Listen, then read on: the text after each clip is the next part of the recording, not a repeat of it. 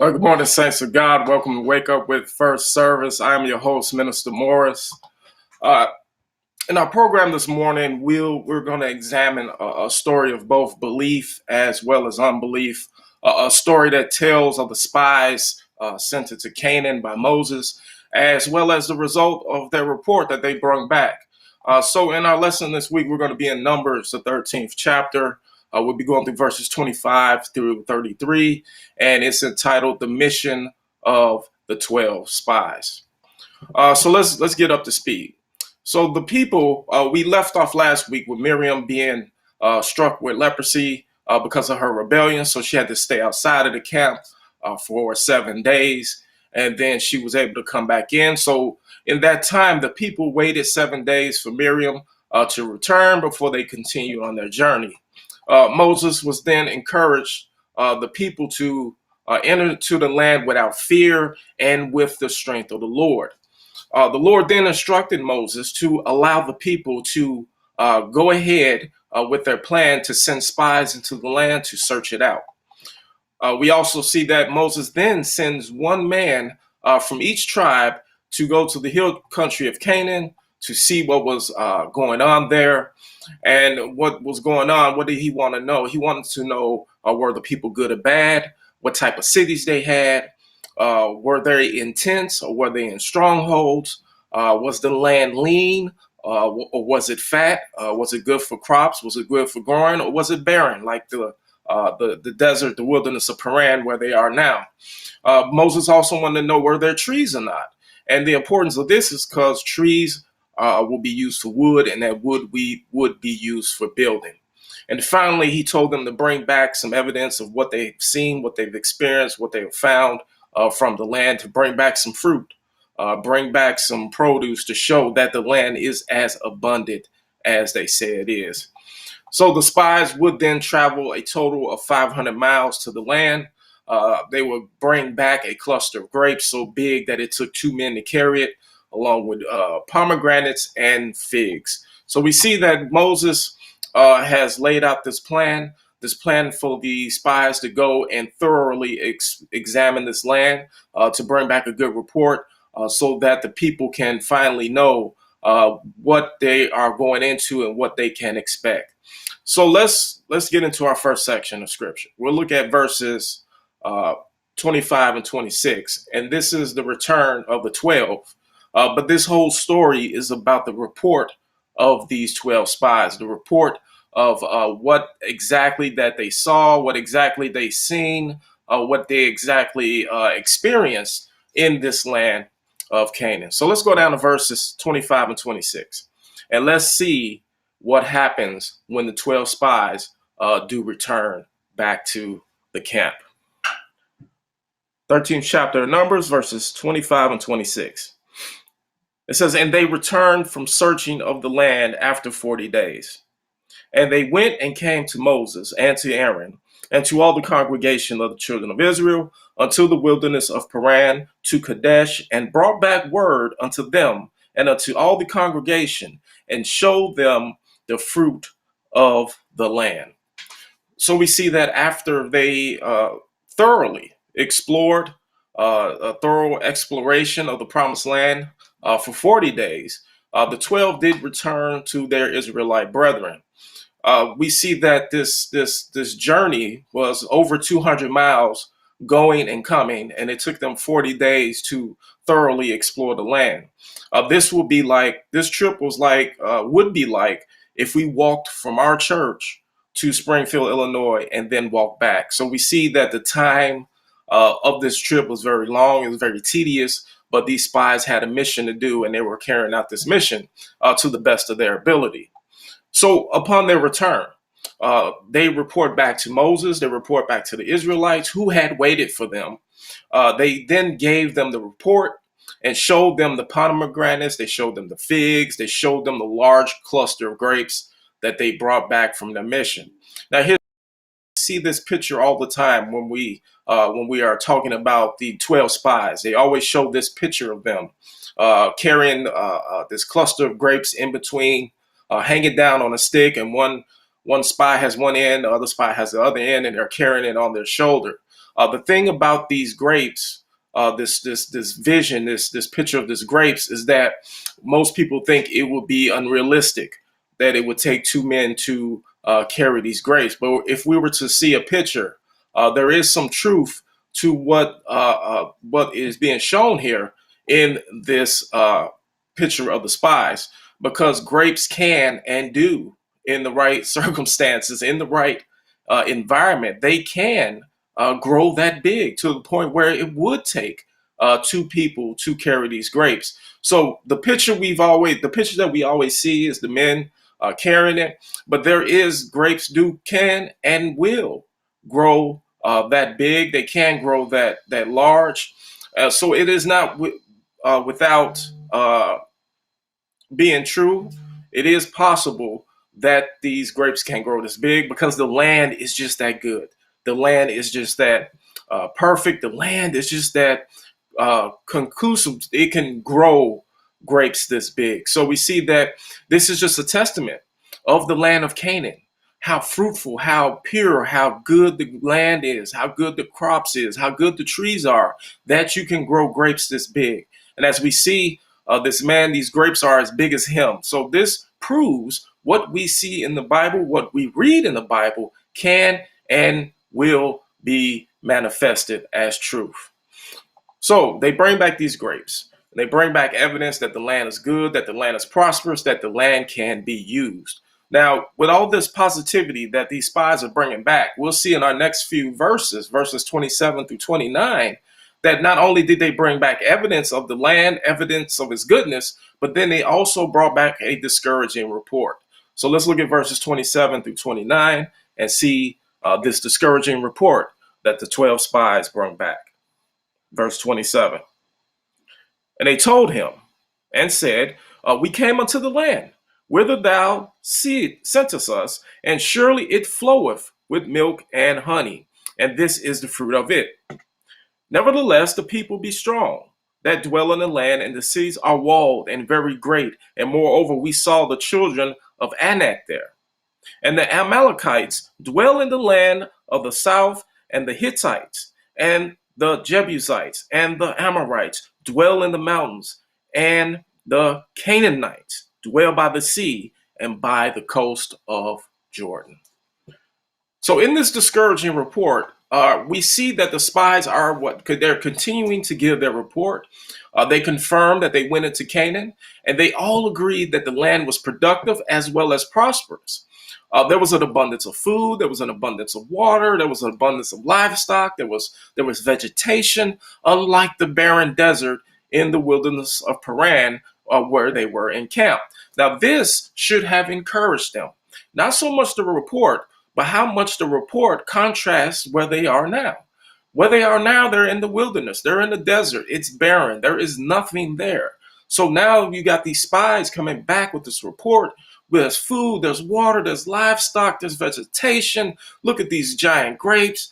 So this should have encouraged them to want to move forward, because look at the situation that they are in now.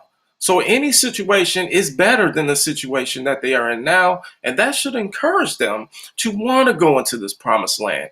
Because here we are without water. Here we are without food. There is no vegetation. There is no livestock. There is not even a crumb of food here.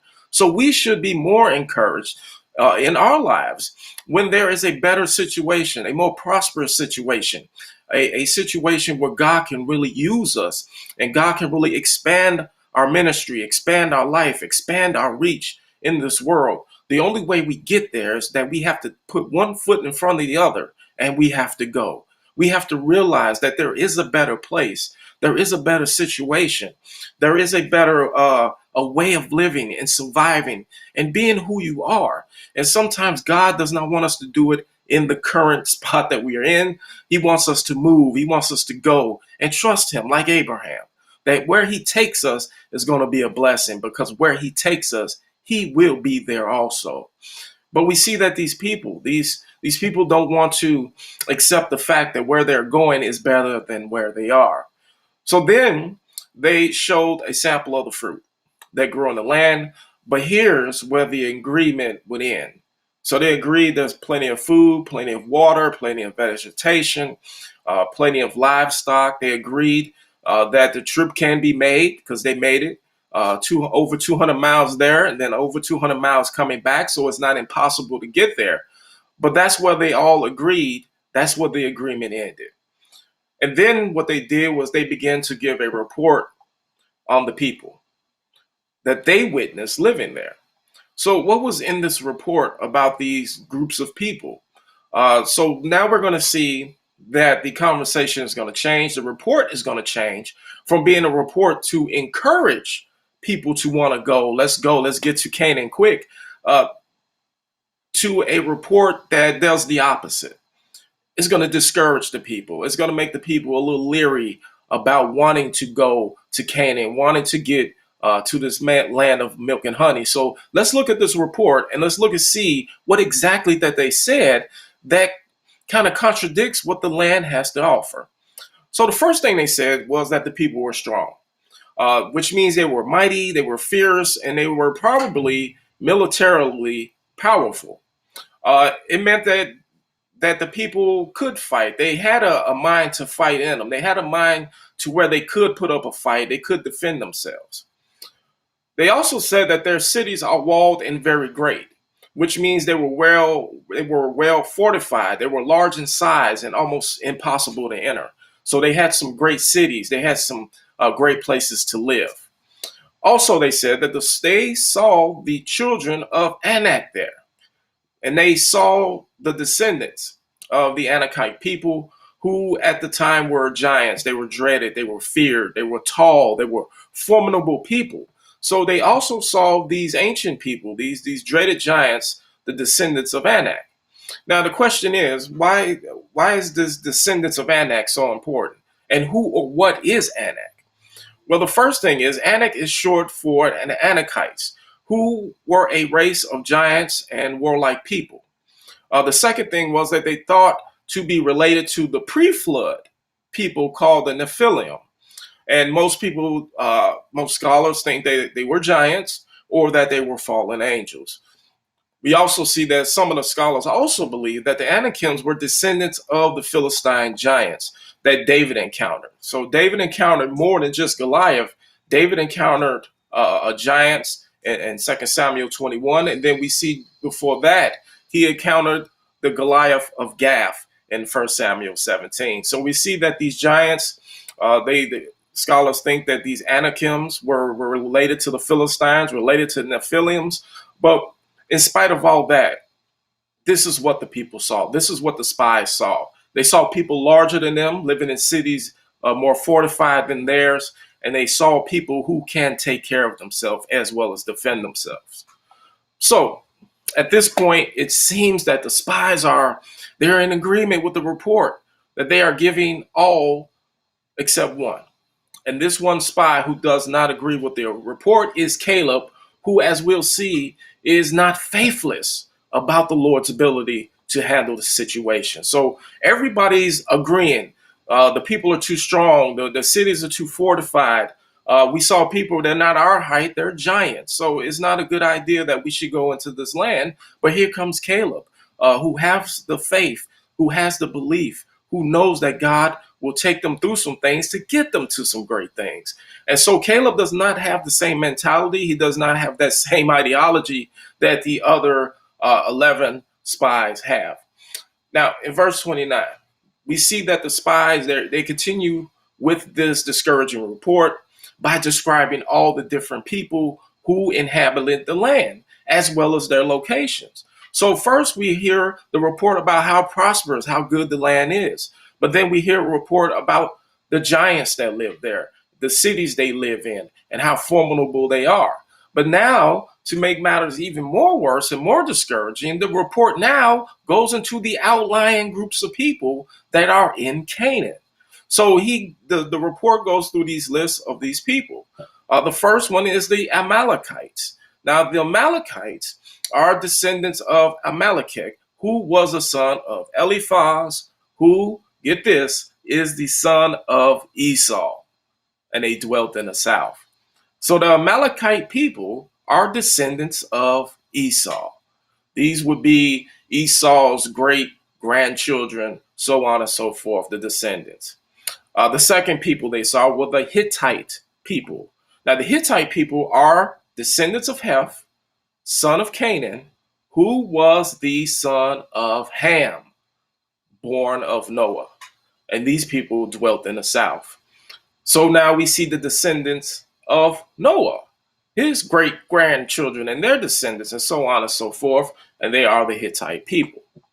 The third people they saw were the Jebusites. Now, the Jebusites were descendants from Noah's son Ham through his son Canaan, and they also dwelt in the north. So, what we're seeing here is a testimony as to how, when the waters receded and Noah did step back on dry land and life started to resume its normalcy again, we do see that there are descendants of Noah through his sons, through his, we see the grandchildren and their sons, and so on and so forth.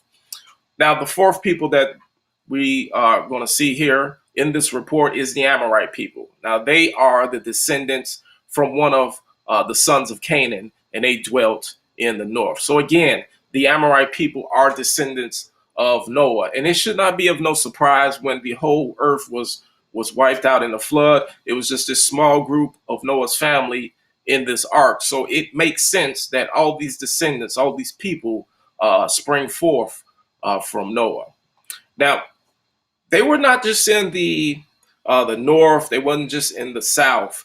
They also were sprinkled about to the west, all the way to the Mediterranean Sea. And there were some groups of people, some clans in the east by the coast of Jordan. So Canaan is surrounded by all these groups of different people. We have giants. We have fortified cities. We have also an abundance, a prosperous land. They showed them by the large cluster of grapes and the pomegranates and the figs. So we see that it is not impossible for the children of Israel to go and possess this land. Believes in God. Believes he believes the report about God and not the report by man. So let's look at this man Caleb and how he fights this discouraging report by giving an encouraging report of his own. So let's look at verse 30 and let's see this encouraging report given by Caleb. Verse 30. And Caleb stilled the people before Moses and said, "Let us go up at once and possess it, for we are well able to overcome it." It's very short and it's very sweet, but it is filled with the faith that Caleb knew God promises are good. God's word is good. And if God says, "I'm giving you this land of milk and honey, and all you have to do is go and possess it," then that's what Caleb is going to believe. But here we see that not all the spies agreed with the report and that its negativity. For Caleb quieted the people. Now the people were becoming restless, they were becoming unruly. We've been waiting 40 days for you guys to come back, and you come back with this 50-50 report. You tell us of all the goodness, all the abundance, all the livestock, all the water, all the food, all the vegetation, but then you tell us on the other hand, there's a lot of people there, there's a lot of clans there, there's a lot of people we don't know, we probably don't get along with, they probably don't believe in the God we believe in, and then on top of all that, there's some of them are giants. So this report has got the people riled up. Mind you, they're in the desert, they're in the wilderness of Paran. There's nothing out there. There's no food, there's no vegetation, there's no water. So when we put all our hopes in something and it does not pan out, it does not seem to go the way we're going, we too can become restless. We too can become discouraged because we've been hoping for this thing to happen. It might be a promotion. It might be you've been hoping to get approved for this or approved for that. You've been hoping to get moved to a different section, to go to a different class. And when it does not happen in the time that we've been hoping that it would happen, we too can become discouraged. So we see that what the people are going through is nothing new. It's natural. But that's where our faith in God, our faith in Jesus, and our faith in the Holy Spirit should start kicking in and re-encouraging us. So Caleb is trying to get the people quieted down. They're becoming unruly. They're becoming restless. He's been waiting all this time. But he encourages the people that with the Lord's help, they would overcome whatever obstacles that they would face. And this is the type of person that the people need to hear from. They need to hear from a person who is encouraging, who says, you know what, we can do it because God says we can do it. We can make it because God is with us and he's going to make sure that we make it. See, Caleb knew that they would be successful by what he said. And look at what Caleb said. Let us go up at once and possess it. He didn't say, let us go up and try to conquer it. Let's go up and try to talk to them. Maybe they'll leave on their own. Let's go up there and try to fight and do the best we can. And hopefully we'll take it. No, Caleb spoke with convictions. Caleb spoke with faith, knowing that what God said, all you have to do is be obedient and go into the land and possess it, which means the land has already been taken. The battle has already been won. The battle has already been fought. And the war has already been won. All the people have to do is by faith go in and possess what God has for them. And this is the faith. We hear it in the way Caleb is speaking. Let us go now. Let's not tarry long. Let's not wait. Let's not talk about it. Let us go at once and go possess what God has for us. Now, this statement shows that the faith that Caleb had, because he knew that God had already what? Conquered the land. He already had won the battle, and he already had fought on behalf of the people. All the people had to do in faith was to go and take possession of what the Lord had already gave them. And this is a great mindset that we need to take on. God has made a way. God has cleared the path. God has opened doors. God has given us opportunities and second chances. But we have to have the faith to take advantage of them. We have to have the faith to move forward, to try to get what God has for us. See, God can fight the battle. He can clear the path, but he can't make us walk. He can set these things in motion for us so we can be successful, so we can be prosperous, so we can be satisfied. But it's on us. If we don't take advantage of it, it's not God's fault. It's ours.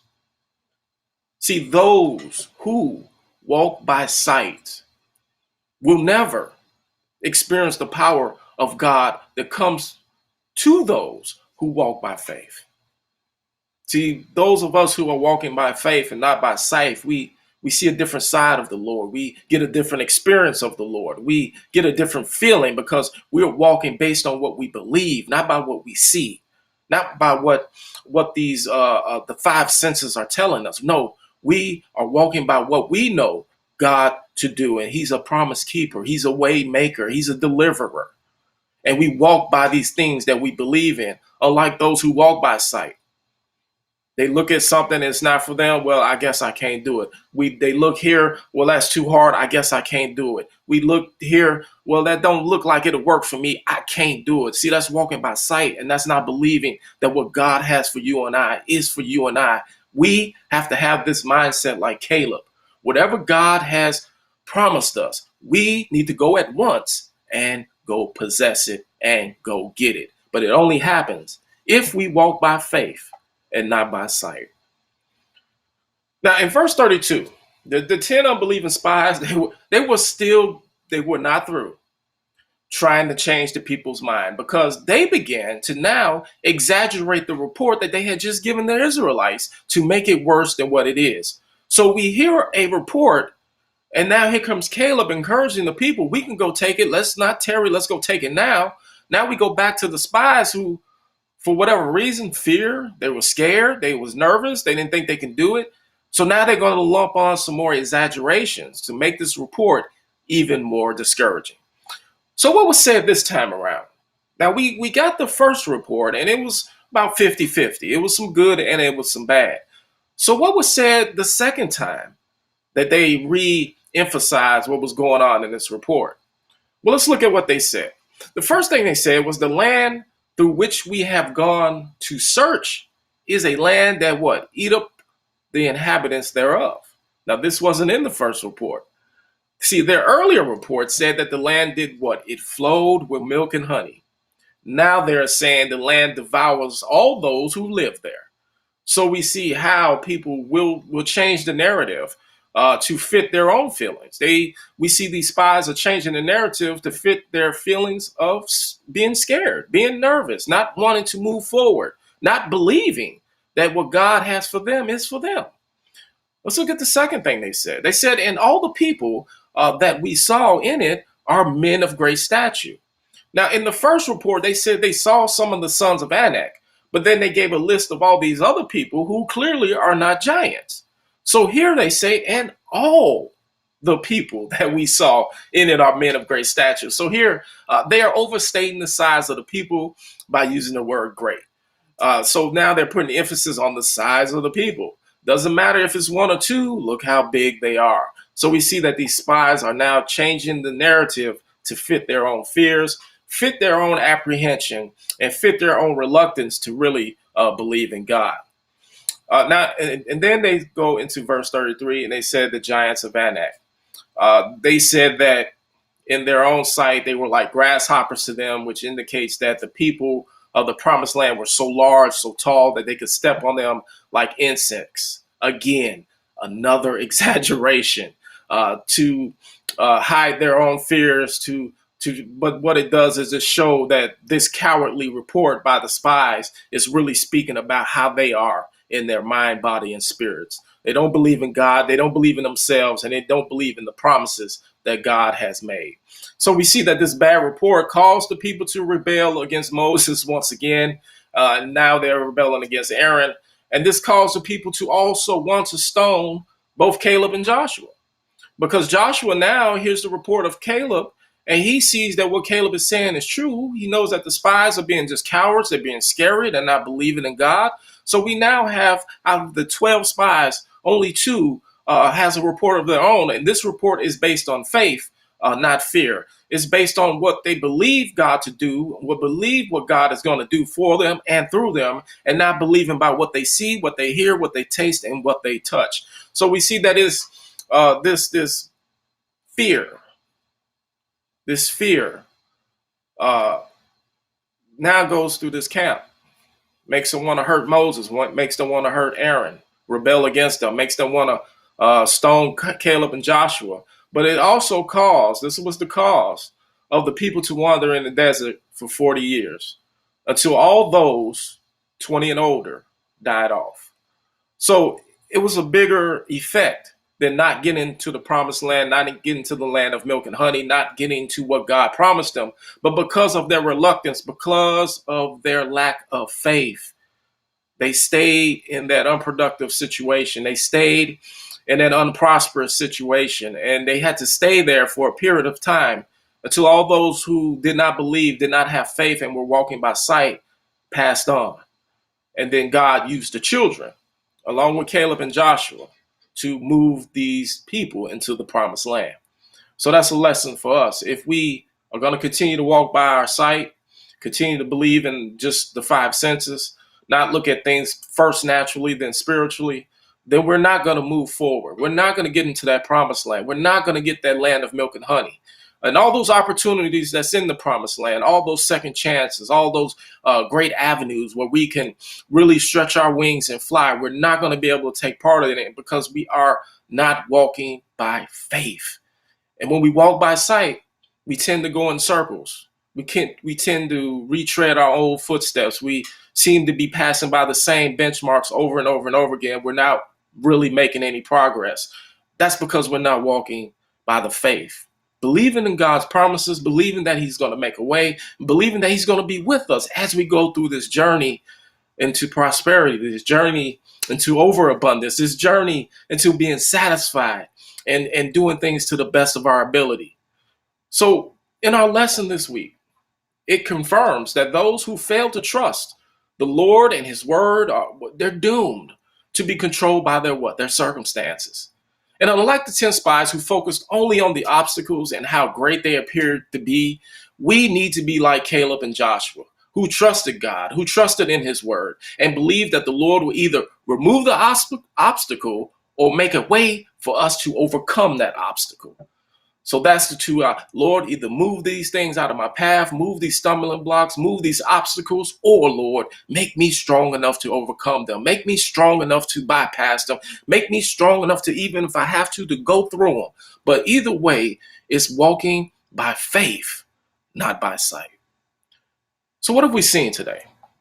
Well, we've seen that God's purpose will always be fulfilled in spite of our failures.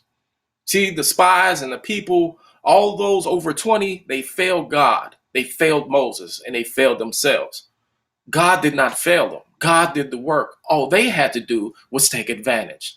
God opened the door, but the people failed to walk through. God made a way, but the people didn't see that way because they were walking by sight and not by faith.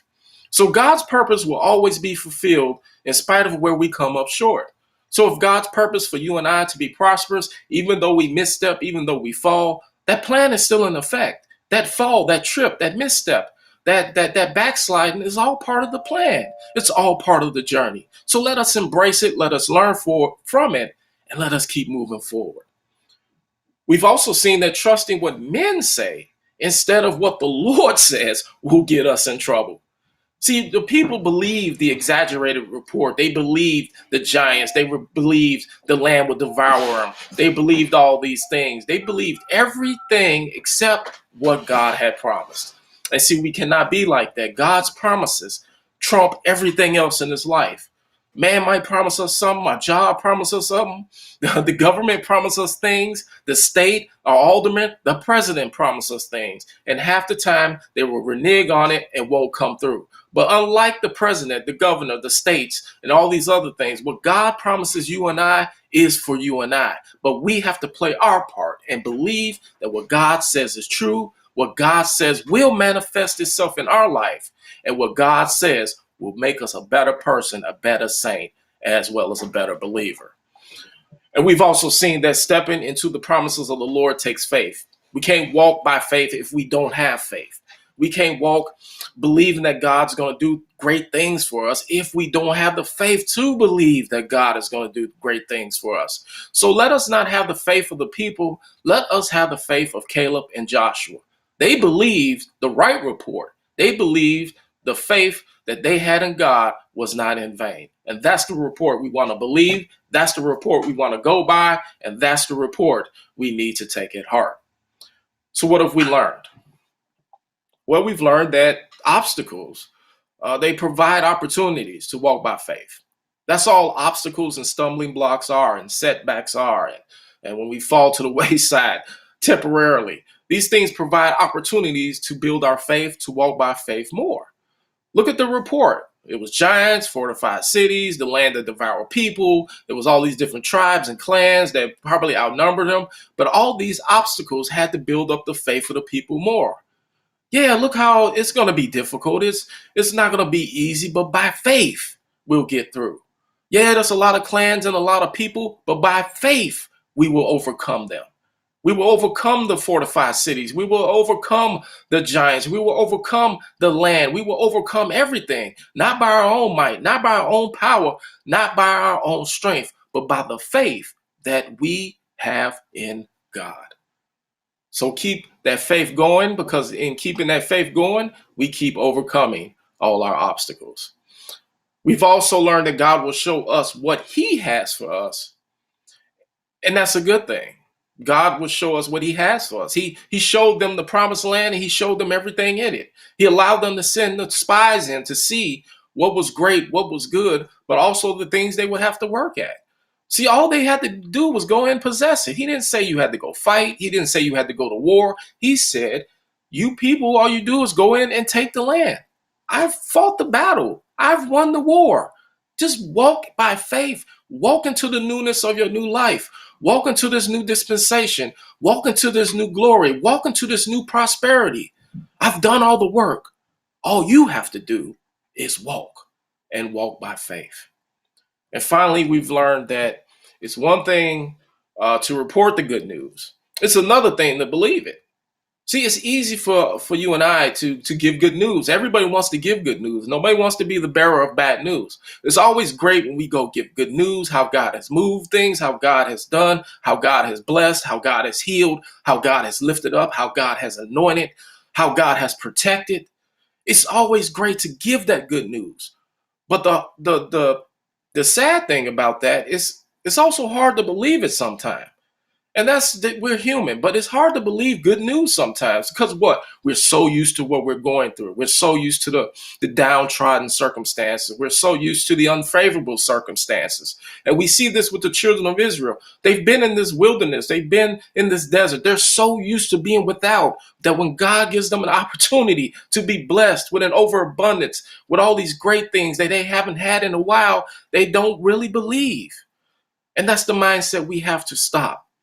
Just because we've been without, just because we've been lacking, just because we've been in this season where it has been a lean season and not a bountiful season, does not mean we got to stay in this lean season. It does not mean we have to stay in these unfavorable circumstances because we have a God who is faithful. We have a God who is powerful. We have a God who is true. And if we believe and if we walk by faith and not by sight, that this circumstance, this season, this situation that is unfavorable, unprosperous, and unproductive for you and I, we will not be here long because we are going to walk into this newness of life, into this new way of thinking, into this new prosperity, into this new abundance by our faith.